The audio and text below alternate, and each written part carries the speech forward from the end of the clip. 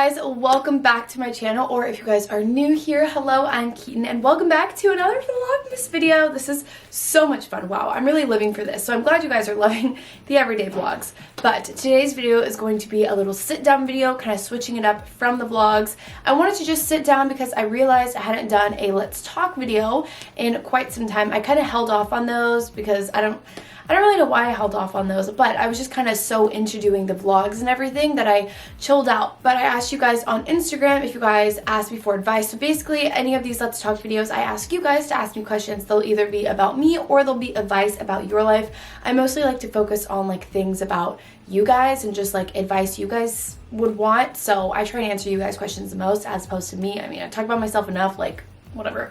So if you guys are new here, don't forget to subscribe to this channel because it would mean so much to me. I'd love to keep you guys around going into 2020, and you guys can turn my post notification bells on because every single day in the month of December I'm going to be posting, so it would be awesome to have you guys around. But I'm on my phone. I've got your Instagram questions pulled up. I love asking you guys things on Instagram, and I love these videos. They're so personal and fun. I'm gonna start with a few like simple ones, and then we'll get into a little bit more advice. The first question is, would you ever have dark hair full time? It looks so good on you. So I actually feel like the red hair is my favorite. If you guys don't know, I just dyed my hair red. I was not born with this hair color, you know, it's fine. But I just dyed it red, and I actually used to have lavender hair and peach hair, which I really loved both of those. But genuinely, I feel like this is my favorite. And I also think that when I wash my hair and this starts to fade a little bit more, I think instead of washing out the red fully, I might just go and get it re-dyed because I really love this hair, I think, the most. And I think I want to keep it longer. The lavender and the peach only lasted like a month or so, but I really love this. So I'm like, I feel like I'll keep it red for quite a while. I think this is gonna be my hair for a minute. What do you do when your ex has moved on really fast? I feel like everyone has different timing. Everyone's going through different things. For the majority of the time, obviously, as we know, guys always like tend to move on faster, but that's not always the case. Girls are the same way. I mean, there's been relationships where I've moved on faster and relationships where I'm like stuck on it for a long time. So it really just depends. The only thing that you can do is worry about yourself. If you kill yourself over what your ex is doing or where they're going or checking their Snapchat location and doing all this crazy stuff, it's only going to drive you insane. They're the ones that are unbothered. They're just like moving on, living their life. And so you just have to realize like your life can't revolve around them anymore. If you guys broke up, you just have to tell yourself every day, you know what, we're separated. I got to do what I got to do. And if they've decided to move on, that's on them and their mental health. You only have to worry about your mental health, so just kind of get past that. New Year's resolutions. Okay, oh my gosh, let me get my notebook.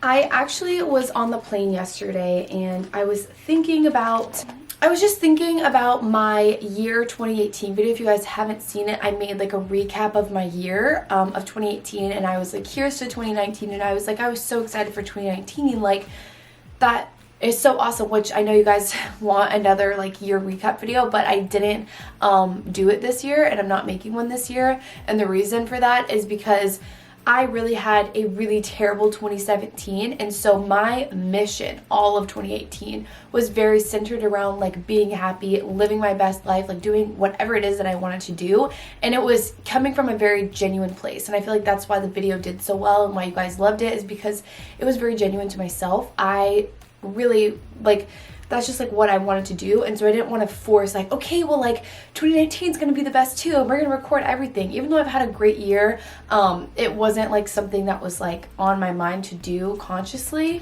because I was just, you know, living. And so I'm not making another recap video. Maybe next year I will, but it has to be like genuine, if that makes sense. But anyway, aside from that, the question was year resolutions, and I wrote some down. Where are they?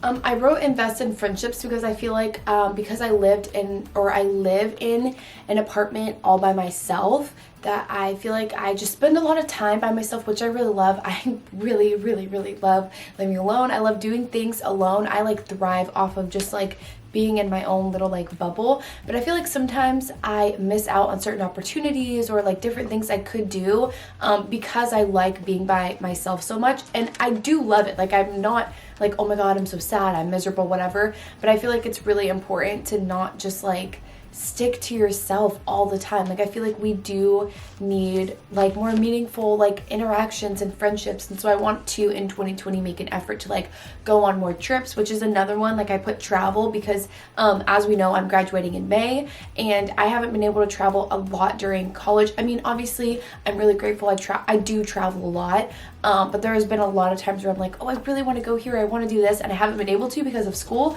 So I put travel, and I want to try and do that with like friends, and I want to try and travel to friends I don't see all the time and like hang out there and just do different things, like just because I feel like I haven't been doing that as much as I should. So I'm gonna try and do that in 2020. Another one, I put buy a car. That is a goal for 2020. I already know the car that I want. I've wanted it for years. Like going into my freshman year of college, I was like, I really, really, really want this car, and I've been waiting until I graduate to buy it. So yeah, I put buy a car as my goal. Another one was become wiser with money. I do save like a lot. Like I feel like I don't spend any of my money in ways that like a lot of other people spend their money. I just like to save. I feel really, for some reason, I don't know where this comes from, but I feel guilty spending a lot of money, so I always save my money. But I want to learn how to be wiser with it, not in the way of like spending, but in the way of like investing and what I can do and how to save this so I can do this. I don't know, like I just want to know more about finances, so that's another goal.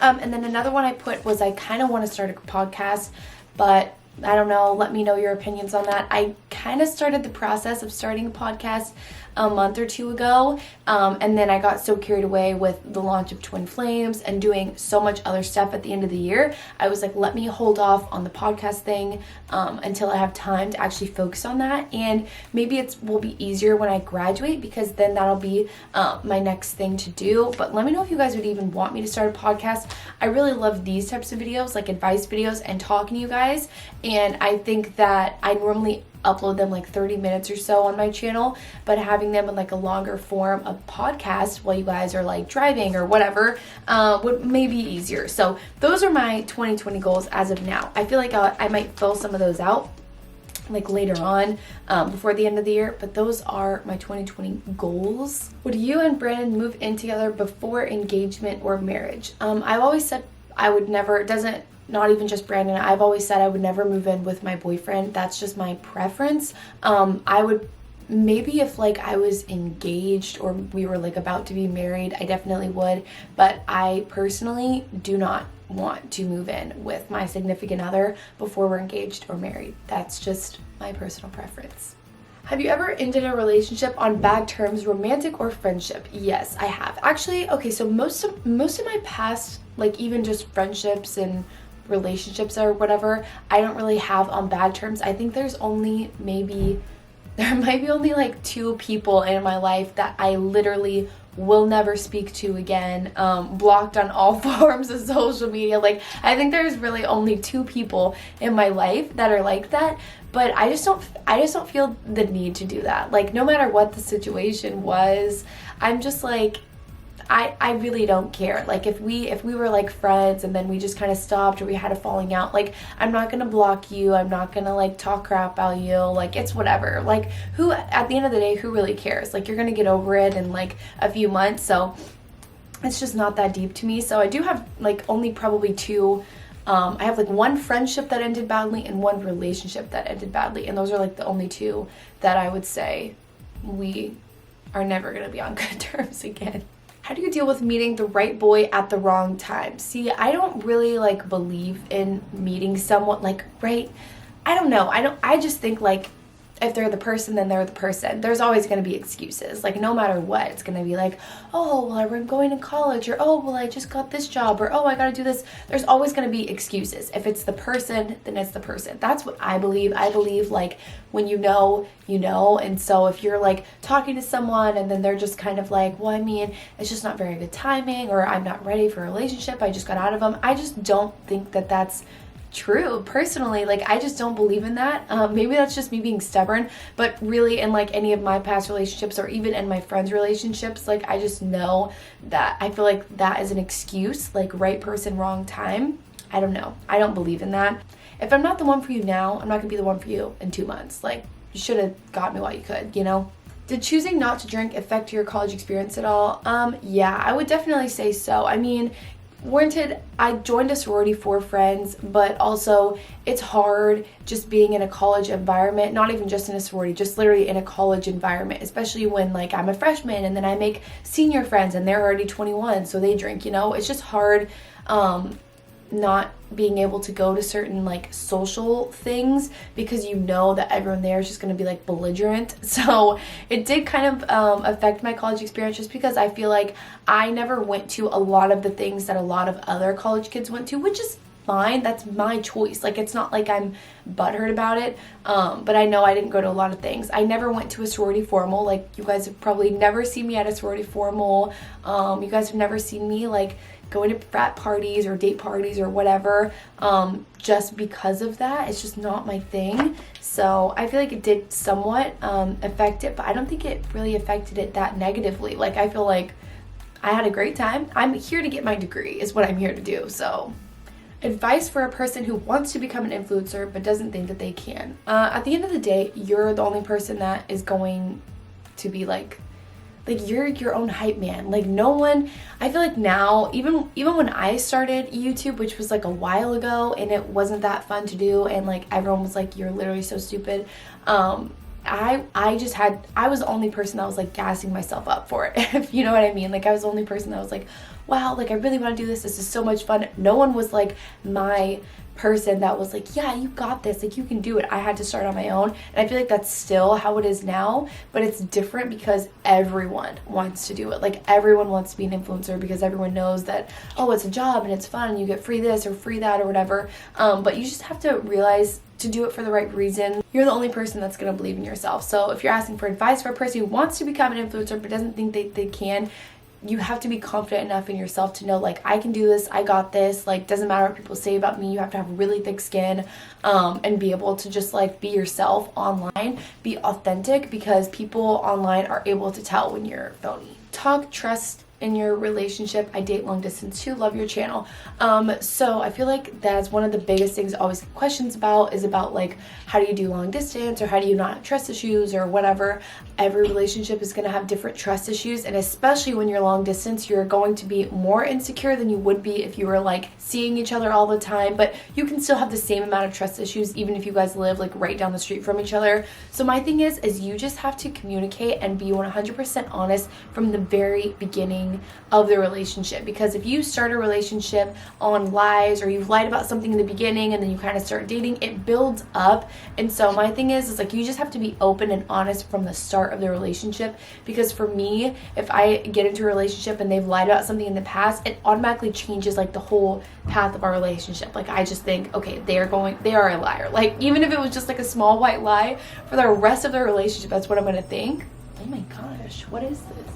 Anyway, so my thing is, advice would be to communicate and be honest. If you are feeling insecure, if you're in a long distance relationship, or if you are like living right next to each other, my thing is I feel like a lot of girls tend to feel insecure and they have trust issues, but they don't want to say that they do because they're like scared. My thing is that just like doesn't help anyone, because all you're doing is just like keeping yourself back, and you're just like, oh my gosh, I'm scared, like, oh my god, what am I gonna do? And then they don't even know that, and they might not be doing anything and they're feeling fine, but you're feeling insecure. So my thing is, you just have to tell them, like, be super open and honest, and just be like, hey, like, honestly, I feel super insecure just like in our relationship, just because I have certain issues with this, or this has happened in the past, and like, I just want you to know that because I really do like you, or I trust you. Like, you could just even say, like, this is what I always say, like, I trust you 110%. Like, literally, I have no doubt in my mind that you would ever do anything, whatever,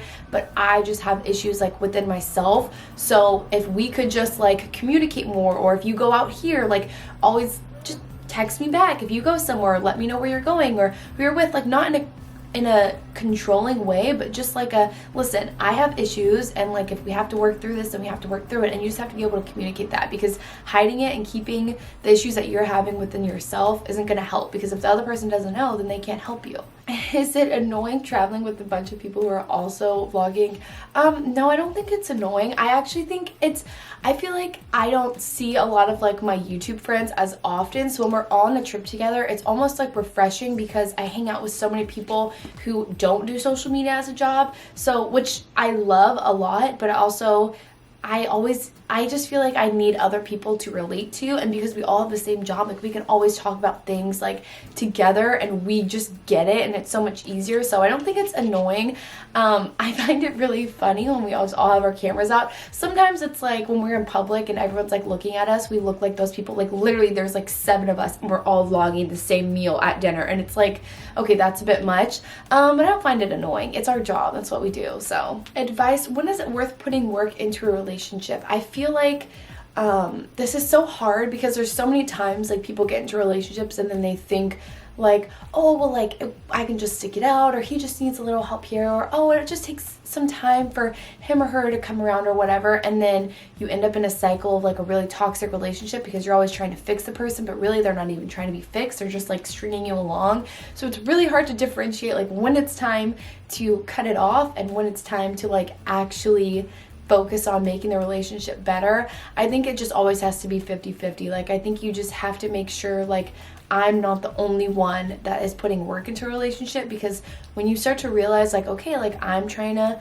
do this, or like, oh, I was trying to go here and you're really not, you just have to realize if they're not putting in the same amount of effort and they don't want you just as much as you want them, then it's probably going down a different path. Or it's not even like you're gonna, that doesn't mean you're gonna like break up or whatever. It just means that you have to have like honest communication and be like, listen, like I feel like I've been doing this and like you haven't been showing as much effort, or you haven't given me as much affection, or I've been really trying to hang out with you, or I've been really trying to do this and you're not like reciprocating that. And if they take that like the right way, if they're like, oh, like I'm really sorry, I'm gonna work on it, or maybe there's like a legitimate reason, like maybe they're just like mentally going through something, or they're really busy with school or whatever.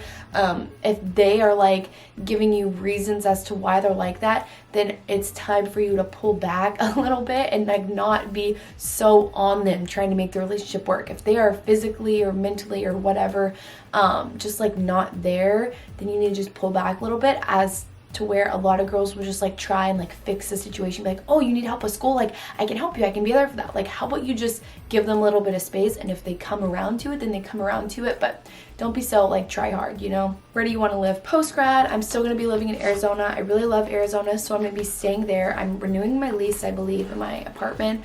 So yeah, I'm going to be staying there. Oh, there's something in my eyeball. Favorite and least favorite thing about yourself can be physical or like a characteristic. I guess my favorite thing about myself, I'll start with that because I think there's only one, is that I'm really like sure of myself and I know what I want, and like I don't know, I'm just very sure of myself. Like I don't really ever seek advice from other people because I just always know exactly what I want, what I need to do, how to get there. So I like that. I'm pretty sure of myself and I always have a plan. I'm always planned out in that way. I think my least favorite thing is that what's weird about me, I think my least favorite thing is that I don't really care what people online think of me. Like not in a bad way, because I do care about what you guys think of me, but negative comments and stuff like that, I really don't care what people say about me. If they think horrible things about me, I'm like, okay, like whatever. You've literally never met me. You don't really know me like you think you do. But I care about what people how people in real life perceive me, and I wish I didn't. Like if I'm in a group of people, even like on this New York trip, I'm friends with all of the girls there, like I know all of them, love them, like hang out with them, whatever.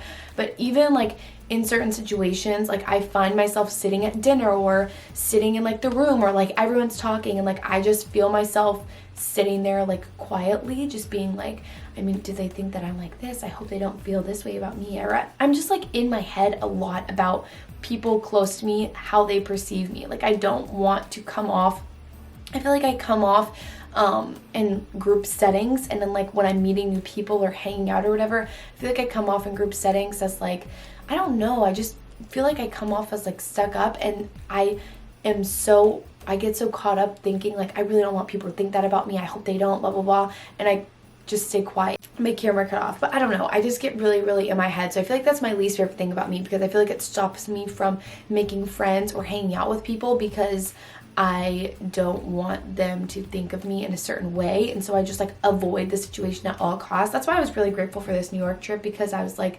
Keaton, like, you're hanging out with friends, like you can get to know them and they can get to know you in like a different way. But even on this trip, I was like still like sitting there like being like, do they actually like me? Do they really like me? I don't know what it is. And it's really only with like friendships that I'm like that with, which is why my 2020 goal is to like reach out to more people and like hang out with more people and make better long-lasting friendships. But I feel like that's my least favorite thing about myself. Will you ever get plastic surgery or lip filler? Okay, I've been getting so many questions about lip filler recently. I think people think I got lip filler. Not that it really matters. I don't really care if you have lip filler or not, but I don't have lip filler at all. I don't know if it's the way I've been lining my lips more. I mean, I haven't, the thing is I feel like I've lined them this way for years, but recently I've been getting more comments saying like, is it the way you line them? Maybe I'll do a tutorial on how I line my lips, or I'll do a makeup tutorial sometime soon so I can show you guys. But no, I don't have any lip filler. I don't have any plastic surgery. I've always said in videos, if I ever did get plastic surgery, I would want just Botox right here, just on my forehead, just preventative Botox right here, because I get like deep wrinkles. But I definitely wouldn't like change the shape of my lips. There's something about filler that really freaks me out. Like things, I don't know, I don't want anything in my lips. And like even with like cheeks, like I don't want anything in my face that is not, you know, like natural. Not in a bad way. I don't really care if people have filler or not. Like I have a bunch of friends who have filler, but I personally, it scares me. Like putting something in my, really freaks me out. So now I don't have any filler. But if I ever did get plastic surgery, it'd definitely be Botox. Maybe I would get, no, that's too scary. I was thinking like maybe I would get the under eye stuff where you can like fill your under eye so it doesn't like create lines or something. But that's even scarier, like under my eyes. No, yeah, I'd probably just get Botox here. This person said, my ex has a new girl, but they are long distance and he still hits me up all the time. What do I do? Block him. How do you feel with a boyfriend's ex who always talks down about you? Ew, okay, so they're probably just bitter, so you just have to remind yourself that they're probably just bitter.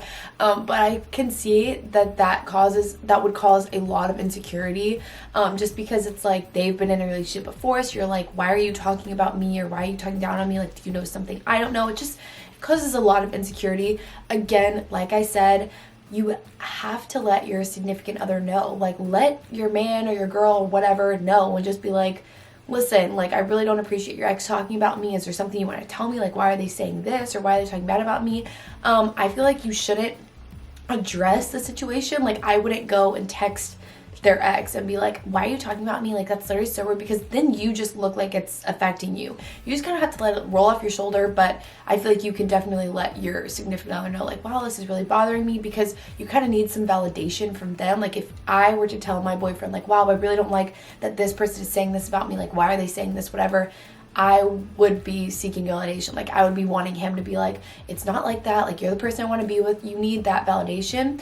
And then if you don't get the validation, you need to be like, so what are they really talking about? What's really going on here? And then there's drama. But for the most part, I would just communicate it to my significant other, but don't address the actual ex, because that's just feeding into what they want. They want you to be upset that they're talking about you, so ignore them. All right, so I actually answered a bunch of you guys' questions in this video. I hope you guys liked this. If you guys did, don't forget to give it a big thumbs up. And you guys can also subscribe and stay with me, because I would love to have you guys going into 2020. Also, I know I shared a little bit of my New Year's goals. If you guys want to comment down below and share some of yours, because I feel like seeing other people's goals for the new year really helps me get inspired, other people get inspired. We can comment down below and just have a little community in the comment section. So comment down below your New Year's goals, your New Year's resolutions, or whatever it is. And yeah, thank you guys so much. Don't forget to subscribe, and I will see you guys next time.